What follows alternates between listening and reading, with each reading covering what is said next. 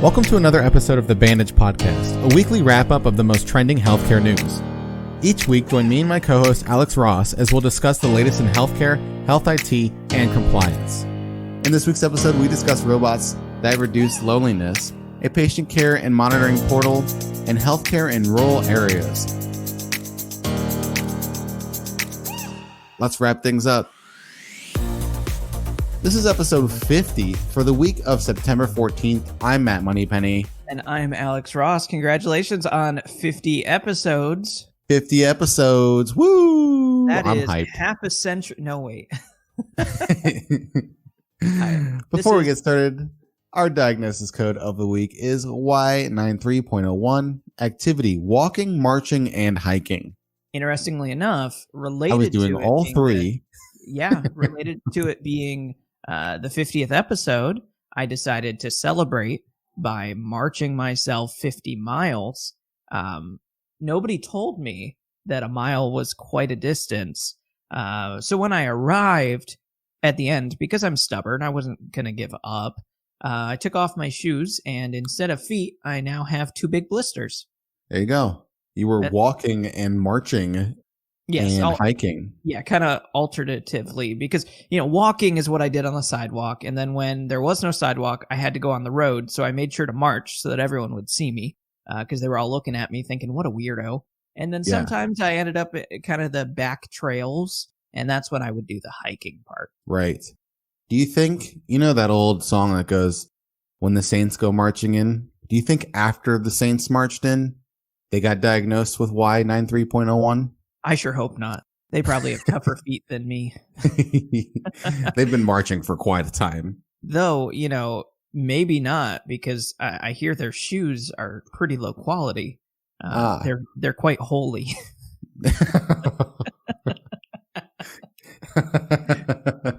All right, so next week you'll have a new co-host. And with that, let's get right into the news. First up, we have robots comfort those least likely to use one. Researchers collaborated to explore the possibility of developing culturally competent robots to improve the health of older people. A culturally competent robot called Pepper was tested in care homes in the UK. Researchers found that older adults who used the robot for up to 18 hours in 2 weeks saw a significant improvement in their mental health. Poor mental health and loneliness are significant health concerns, with more people living longer, but fewer people to look after them. The robots had a positive impact on the loneliness severity and on participants' attitudes towards robots. This is the largest investigation into the use of autonomous social robots for older adults in care settings. So this is what our scientists are working on. They're making robots that are culturally competent. But we don't even have people that are culturally competent yet. Hey, true. Got him. Zinger. No. I think robots are going to take over the cool. world. They're going to take over the world, and they're starting with the old folks' home. Yes, right. That's how they get you. They start old and work backwards. I think, this robot stuff is kind of cool. Obviously we're social by nature. That's just kind of how we are as human beings. And sometimes you just need someone to vent to, or to agree with you, or to tell you that you look good today. And I think that robots, that's where they come in, right? Because after a while, when I ask my girlfriend if I look good, after a while, it kind of weighs on her, Because sometimes I just don't look good, Alex, right. But I need that comforting. So it should be noted that these robots are your stereotypical, futuristic, sleek, white design, very, very clean and futuristic. So probably not going to get a lot of comforting hugs from them. And maybe. Frankly, I think Pepper is a little bit creepy. The eyes just kind of stare into your soul. But the other thing I just wanted to note, because I found it kind of funny, is that this article actually comes from the sports section of Yahoo News. Yes. Yeah, it is. It is kind of strange. They clearly don't have very many sports going on. So just give it to the sports department. They need something. They need something quick. It's going to be the next big thing, helping your elderly neighbor improve their mental health competitively. the national sports robot hugging series. So they're going to have sensors to measure how good your hug was. Competitive hugging. Next up, constantly caring about your health. For those with complex chronic diseases, a solution for managing aspects of treatment will be available from Open Health Network. This healthcare IT data solution company launched Constant Care, an integrative data system for patient care and monitoring. It helps diagnose, treat, and manage complex diseases in multiple areas of medicine. Constant Care incorporates artificial intelligence and machine learning to track symptoms, progress, and medication, and to offer holistic health planning all in one portal. So I guess the old adage, there's an app for that. Now there's one for your chronic disease. Yep, it just continues in this world of 2020 where we see the new thing is there's an AI for that.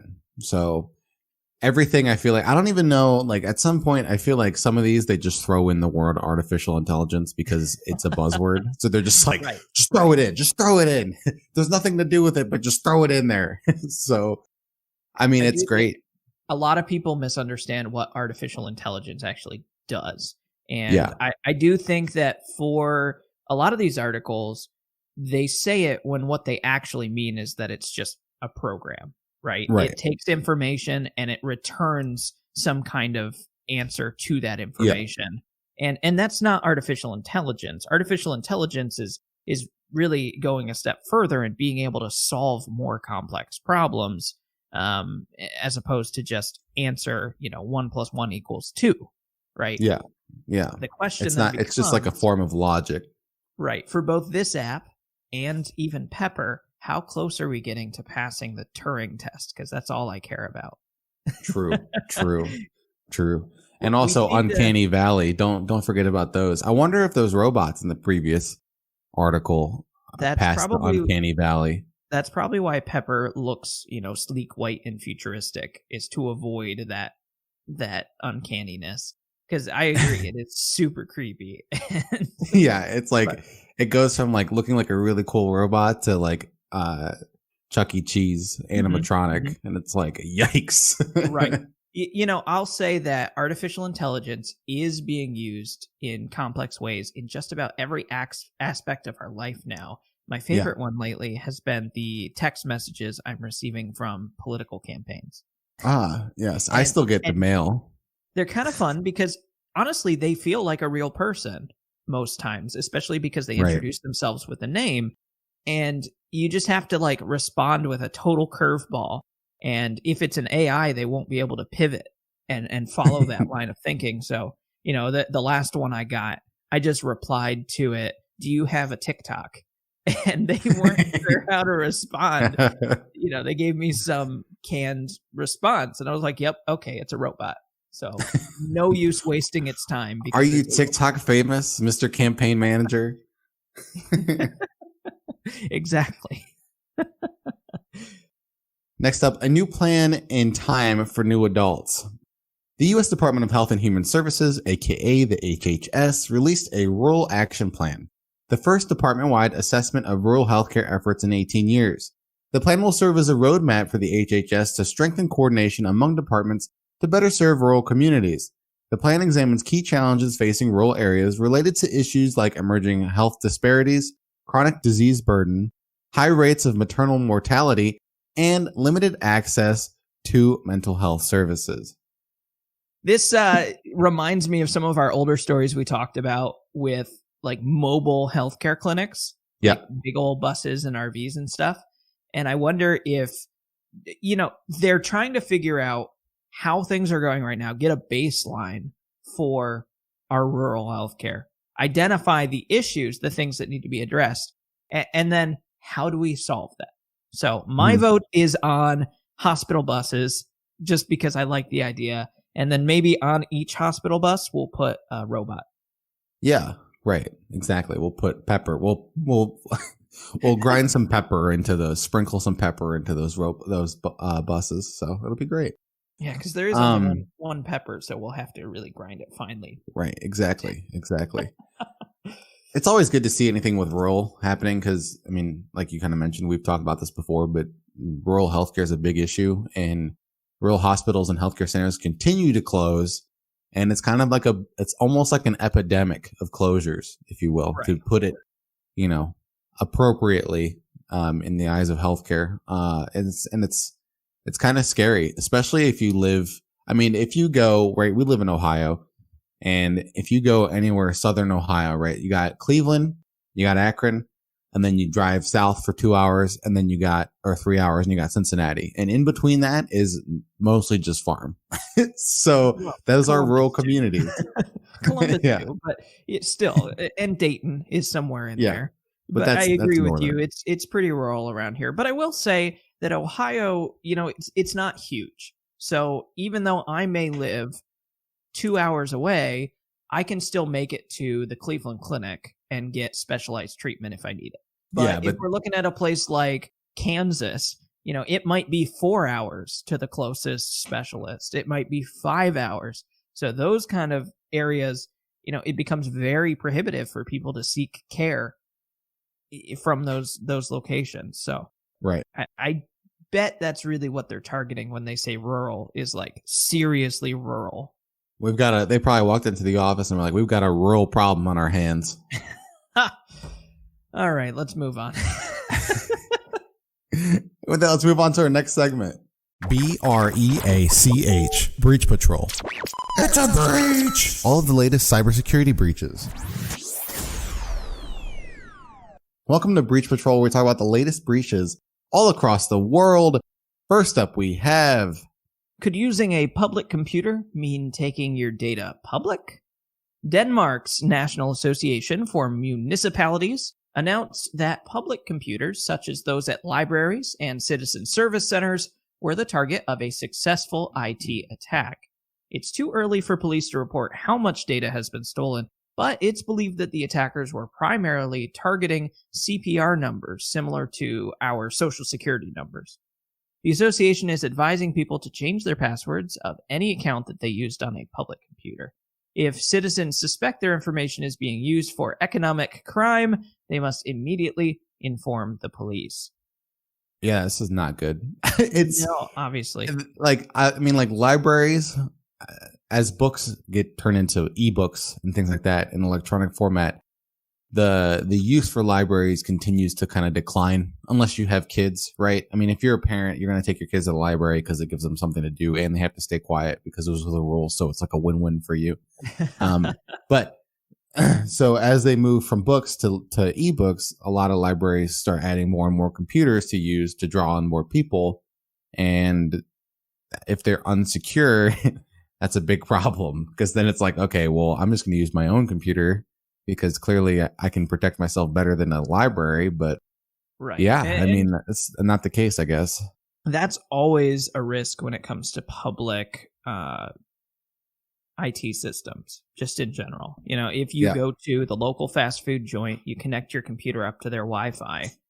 It's the same thing because you're now connected to that system. And if someone else is connected to that system, they may be able to reach into your device and procure data. So this threat isn't one that's necessarily novel. It's, in this case, it was successful and we identified that this attack happened, but it's always kind of a risk you take when you connect to a public Wi-Fi pretty much every time. So, what do you think a breach would be called? What would the headline read if a breach happened on the free Wi-Fi system of Starbucks? A venti pumpkin spice breach.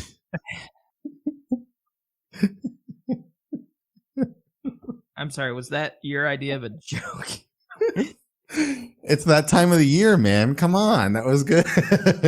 Yeah. Well, don't go hacking Starbucks because I don't want them to shut down because I need my pumpkin spice latte. Thank you. I need my pumpkin spice cold foam nitro brew. Do they have a pumpkin spice nitro? They have a nitro brew and then they have the pumpkin spice cold foam. So if you get the nitro and then you ask for the cold foam, it's like the most incredible drink of all time. If you say so, I will stick with my Dunkin' Donuts. Wow. Okay. Next up, Newcastle, more like New Breach, Hackers are threatening to release personal information of England's Newcastle University students if the school doesn't pay, guess what? A ransom. The hacker group Doppelpaymer used malware to access the victims' information. They already released some of the stolen data online. The threat of releasing the data is used as additional leverage to pressure the university into meeting the ransom demands. It's currently impossible to know what data may have been extracted during the attack. The university has also contracted the police and the UK's data watchdog, but it will take several weeks to address the issue. They're working to regain stolen information, and it's unclear whether they'll pay the ransom to protect the data from being leaked. So every time every week now, I remember last year, 2019, I was looking up information about breaches because, I'm a normal human being and we always look up cybersecurity because that's one of our hottest topics. I'm just being sarcastic, but I was actually researching things going on in cybersecurity and trends. And one of the things was ransomware.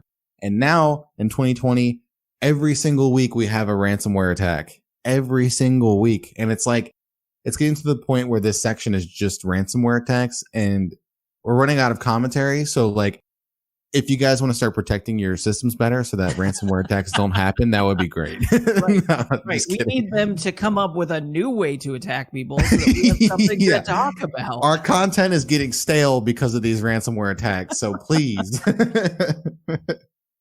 No. Well, I wonder if this is just us from a research side or if there is actually a trend here. I noticed that all of our stories this week are coming out of Europe.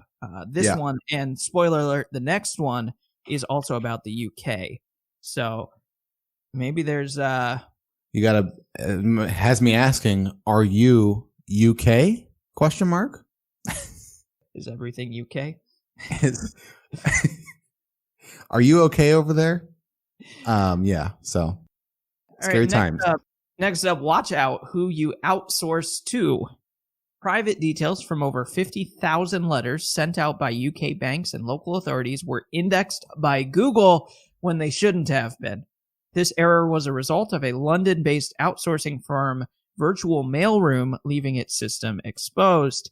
This affected people in the UK, US, and Canada. Specific content of the letters sent to individuals weren't visible, but the names, addresses, and types of letters were left exposed. So that webmaster is not going to be working in internet anymore. So what's crazy though is I've been hearing more and more about this. So Google has become so powerful with its indexing capabilities that it's blind to what it indexes in some circumstances. Right. So there are certain things that you could search on Google that ends up leaking information off of PDFs just because of how powerful the indexing tool is. It doesn't realize what it's indexing. It just sees that there's information on the internet. And it's I need to add this to my search engine. And It's kind of crazy. Some of the things that you can search and find is kind of startling. So, I think it comes down to, it's not really this guy's fault per se. I mean, maybe to an extent, but I think it's Google's it definitely needs to calm it down a little bit. It should not have been hosted in a place that could have been indexed. And that's the first thing you check before you decide to make this go live. You make sure that it's not about to get indexed. Store it someplace that is more secure. Google is not going to index their own drive.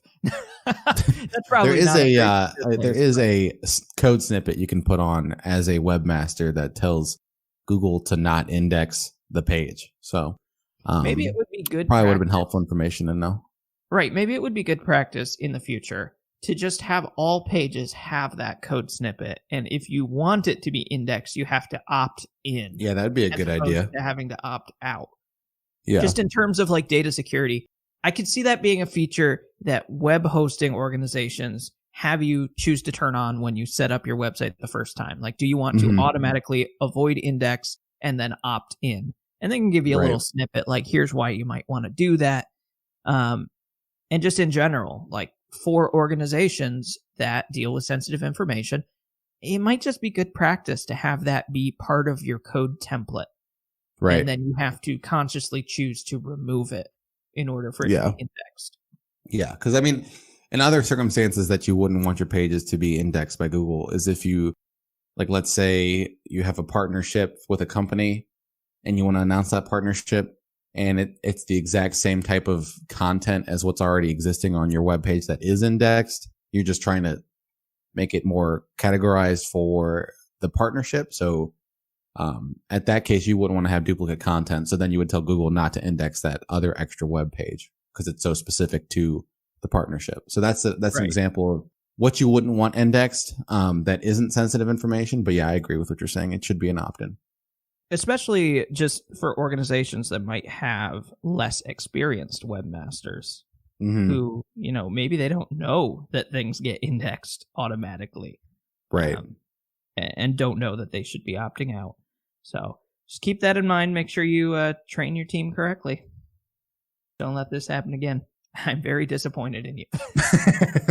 I'm not mad. I'm just disappointed. Yeah, I'm super disappointed. And that's it for this week's wrap-up of your weekly healthcare news. I'm Alex Ross. And I'm Matt Moneypenny. And we will see you next week. Thank you for joining us for this week's episode of The Bandage. This week's episode was written and produced by eTactics.